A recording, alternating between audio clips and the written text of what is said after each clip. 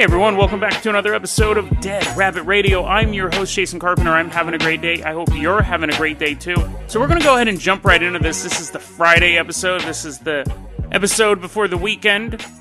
I guess that's kind of implied by the Friday episode part, but hope you guys have a great weekend. But we got some good stuff for you here today. Now, the first story is actually from the Conspiracy Iceberg. It's about middle tier. And again, a lot of stuff in the middle tier, there's definitely something behind it. It's not just word soup. I actually now I've come to the conclusion now that I think most of them do have something connected to it, even if it's kind of lame. But this one's really interesting. So this is on the Conspiracy Iceberg, and it's listed as Isla Bermeja. Bermeja? It's in Mexico, so I think the J is an H, and I think the Isle is probably even spelled differently. Here I have it written down as I-S-L-A. So what is that? Isla Bermeja? Okay. Isla Bermeja. The beautiful Mexican island. Now, it doesn't exist. And this is where the controversy comes from. Because this island, we'll just call it the Isle from here on out to spare you guys me saying the name over and over again. The Isle that is listed on the map, which is on tons of maps over the course of 200 years. Originally, it shows up on maps as early as the 1500s. But around the time of the 1700s, doesn't show up on maps anymore.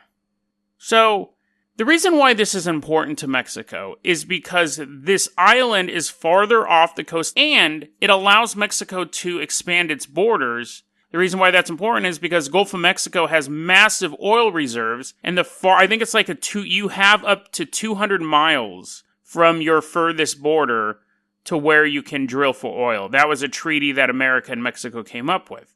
So if they can say, well, this island is 43 miles away from the Yucatan, they've now extended their oil drilling range 43 miles. And then America goes, what island?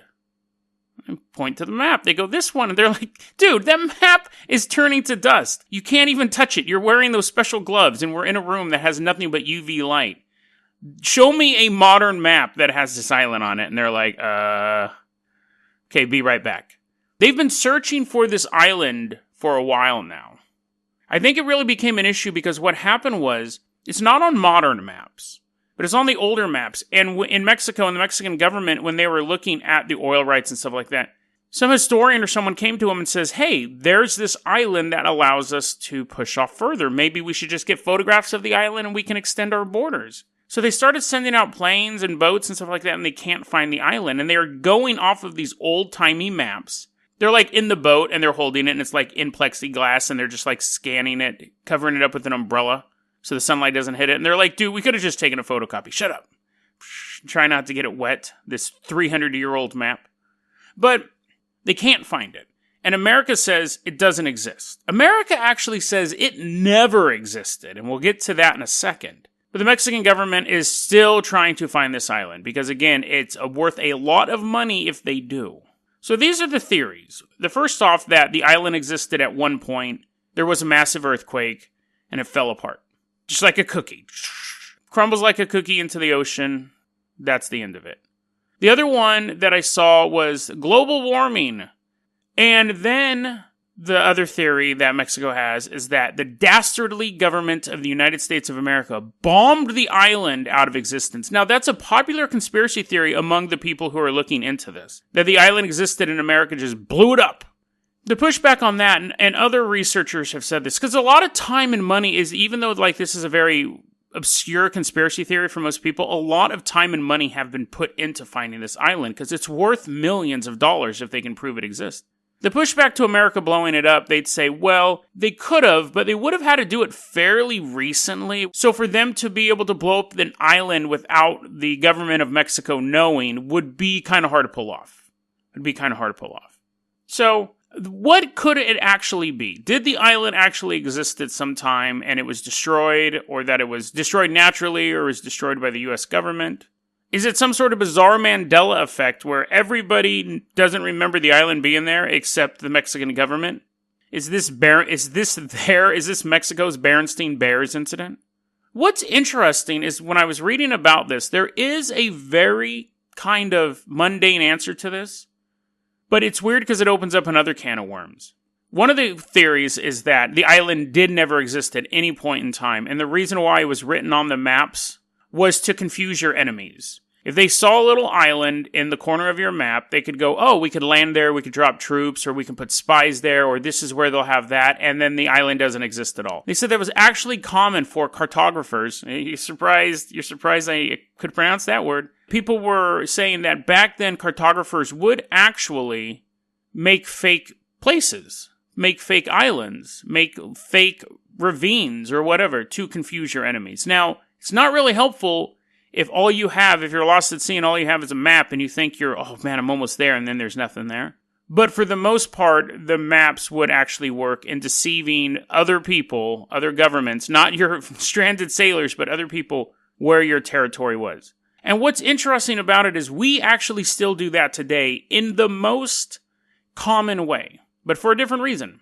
You ever see those like Rand McNally maps? And they also have those books. I remember when I was a pizza delivery driver, we had those books of maps.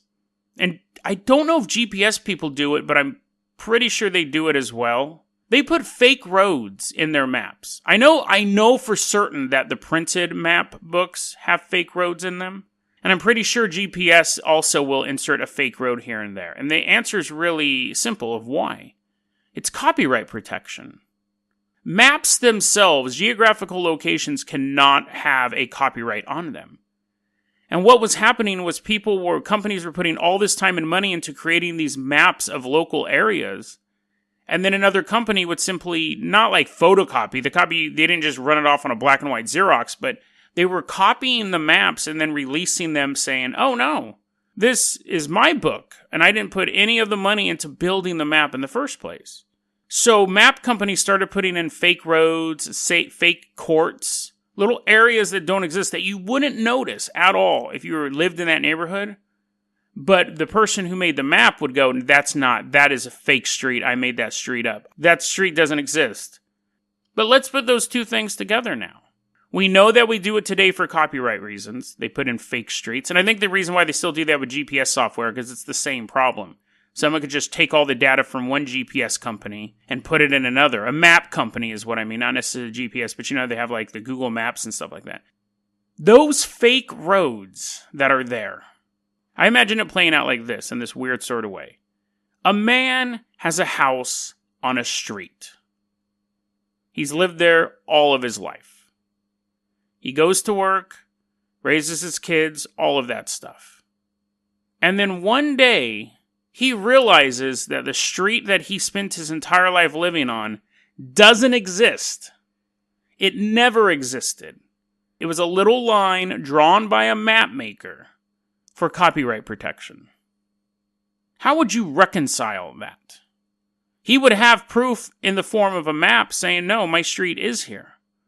I mean, I know this gets into horror movie territory, but is it possible that through the power of thought and will, by drawing this map and putting this little island on here that so many people are searching for, that's never been found and never been recorded being sighted other than on those maps, is it possible that someday that island will be found and there will be people on it who wondered, what are you guys so worried about?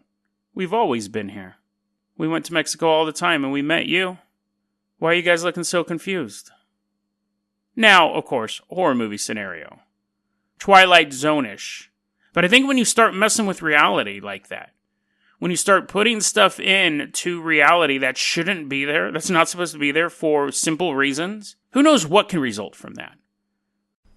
That was a clip from our daily podcast, Dead Rabbit Radio. Dead Rabbit Radio is available anywhere that you listen to podcasts. It's daily paranormal, conspiracy, and true crime news. If you want to hear the full episode that this clip came from, check the link below. Please like and subscribe. And hit that little bell, too. That does some magical stuff. Thanks, guys.